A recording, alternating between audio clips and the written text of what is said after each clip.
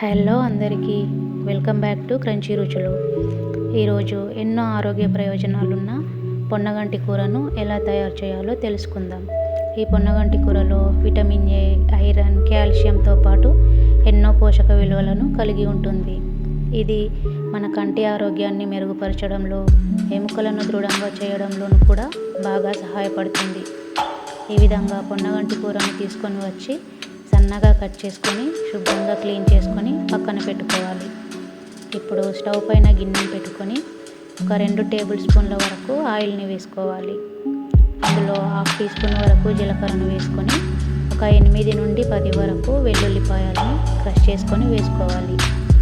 వెల్లుల్లిపాయలు సగం వరకు వేగిన తర్వాత ఒక 5-6 వరకు పచ్చిమిర్చిని కట్ చేసుకొని బాగా మిక్స్ చేసుకుంటూ వేయించుకోవాలి. ఇందులోనే కొద్దిగా కరివేపాకును కూడా వేసి వేయించుకోవాలి. ఇప్పుడు 1/2 టీ స్పూన్ వరకు పసుపును వేసి మొత్తం అంతటిని బాగా మిక్స్ చేసుకొని ముందుగా మనం క్లీన్ చేసి పెట్టుకున్న పొన్నగంటి కూర ఆకుని వేసుకొని మొత్తం అంతటిని బాగా కలుపుకుంటూ మిక్స్ చేసుకోవాలి.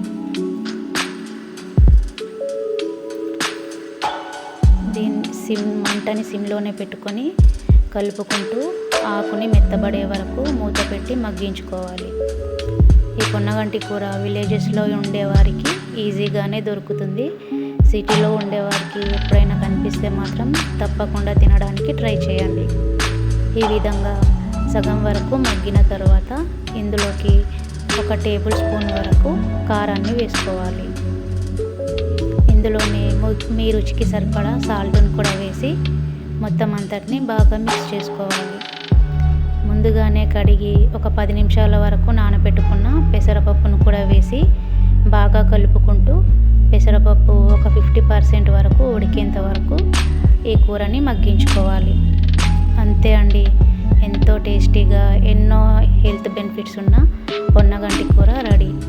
ఈ రెసిపీ మీకు నచ్చినట్లయితే మన క్రంచీ రుచులు ఛానల్ని లైక్ చేయండి, షేర్ చేయండి.